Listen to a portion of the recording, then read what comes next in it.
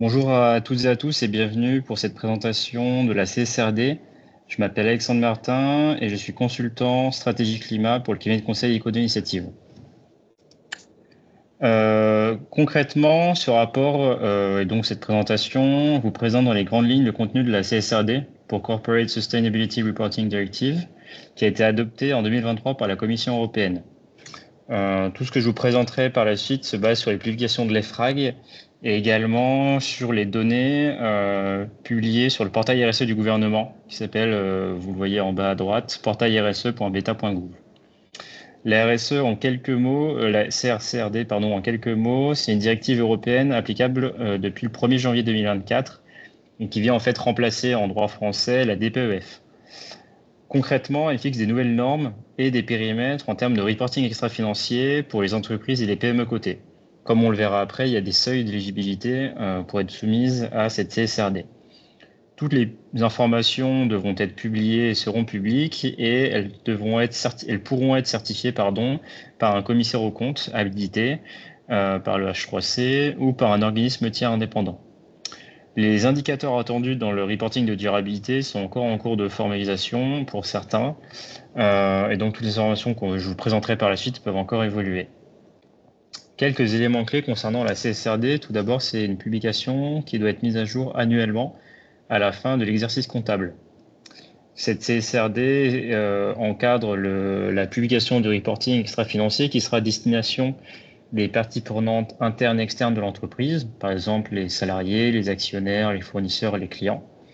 Et une plateforme serait également mise en ligne, l'ESA, pour centraliser l'ensemble des reportings. Également, ce reporting devrait être transmis à la greffe du tribunal du commerce. Si une entreprise ne respecte pas la CSRD, donc ses obligations en termes de publication, elle encourt différentes sanctions. Tout d'abord, dans le cadre d'un marché public, l'acheteur peut décider d'exclure une entreprise qui n'aurait pas satisfait l'obligation de publication pour l'année qui précède l'année de publication de l'appel d'offres. Également, dans le cas d'un contrat de concession, l'acheteur peut exclure une entreprise qui ne respecterait pas les mêmes obligations. Également, et de manière générale, une entreprise qui n'aurait pas respecté ses obligations de publication peut encourir à travers ces directions des sanctions allant de 30 000 à 75 000 euros et 2 à 5 ans d'emprisonnement pour la direction de l'entreprise. Au niveau des seuils d'éligibilité, vous le voyez sur ce tableau, année après année, les seuils d'éligibilité seront de plus en plus précis et stricts. Pour la première année, c'est-à-dire l'année 2025 qui portera sur l'année 2024 en termes de reporting, ce sont les entreprises de plus de 500 salariés qui doivent remplir un des critères suivants, donc soit 50 millions d'euros de chiffre d'affaires net, soit 25 millions d'euros de total de bilan.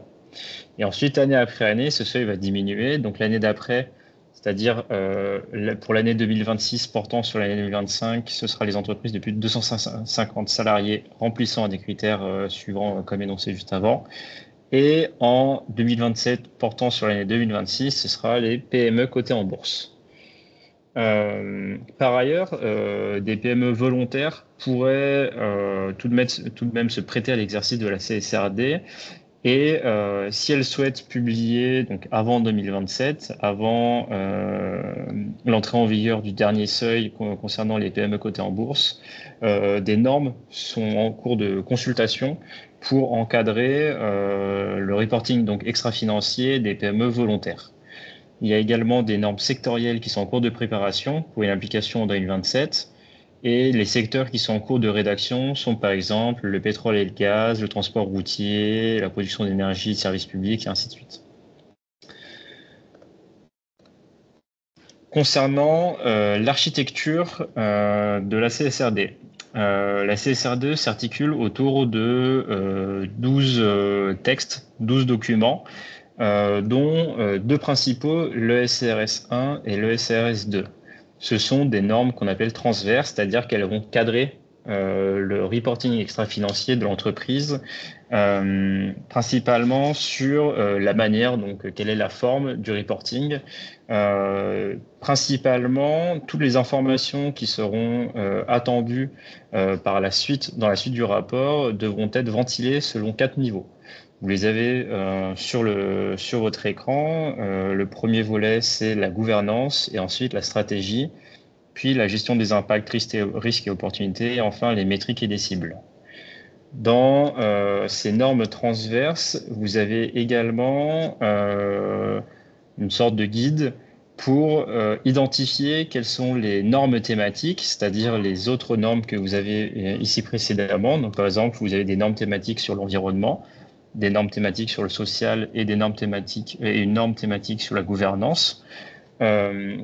Pour savoir quelles sont les normes thématiques qui concerneront potentiellement votre entreprise, vous devez réaliser ce qu'on appelle une analyse de double matérialité. Cette analyse de double matérialité permet à l'entreprise d'identifier les principaux sujets que doivent couvrir sa publication. Et l'entreprise va donc en fait essayer d'identifier sur 2 sujets quelles sont ces thématiques. Tout d'abord en faisant une identification de sa matérialité d'impact, c'est-à-dire quels sont les impacts de l'entreprise sur l'environnement, sur la société, au travers de ses activités. La deuxième matérialité, c'est la matérialité financière, c'est-à-dire quel est plutôt, à l'inverse, l'impact de la durabilité sur le développement, la performance et les résultats financiers de l'entreprise. Une fois que l'entreprise aura réalisé cette analyse de double matérialité, elle verra globalement apparaître les principaux sujets pour elle en termes de thématiques, et pourra donc justifier de privilégier certains sujets dans son reporting et d'en exclure d'autres, par exemple. Pour savoir un peu plus en détail comment réaliser cette analyse de double matérialité, dans la norme ESRS 1, il y a plus de détails, notamment en arbre de décision. Et également, l'EFRAG a publié un guide à ce sujet-là. Maintenant, considérant que l'entreprise a réalisé son analyse de double matérialité et a identifié le changement climatique, donc une des normes thématiques dans le volet environnement, comme étant un sujet principal, un sujet en tout cas d'attention sur lequel l'entreprise doit faire un reporting, on peut regarder en détail qu'est-ce que contient cette ESRS E1. Chacune des ESRS thématiques se structure à peu près de la même manière. Donc là, je vous présente aujourd'hui le changement climatique, étant donné que c'est une des thématiques que nous traitons au sein d'Eco2 Initiative. Cette norme ESRS E1 portant sur le changement climatique est, comme je vous le disais, organisée, en tout cas peut s'organiser selon les quatre volets tels que recommandés dans le SRS E1, donc une des normes transverses.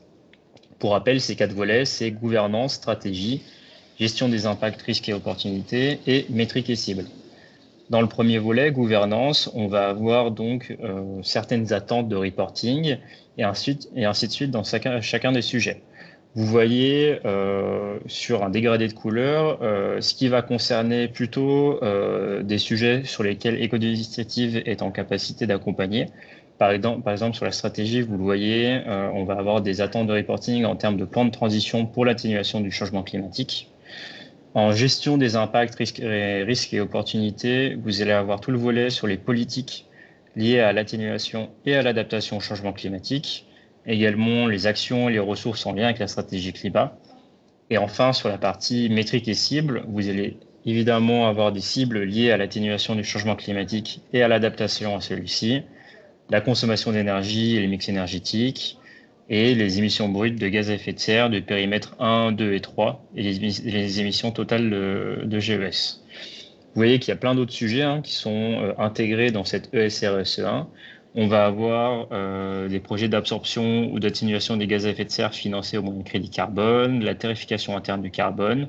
Concrètement, cette norme thématique englobe vraiment tout le sujet du climat, et ce sera le même principe pour chacune des normes thématiques. Donc à vous, en tant qu'entreprise, d'identifier quels sont les principaux sujets via la double matérialité, l'analyse de double matérialité. Et une fois que ce travail aura été fait, vous pourrez vous pencher sur chacune des normes thématiques pour lesquelles vous êtes soumises et les travailler. Voilà, j'en ai terminé pour cette présentation. Merci pour votre attention.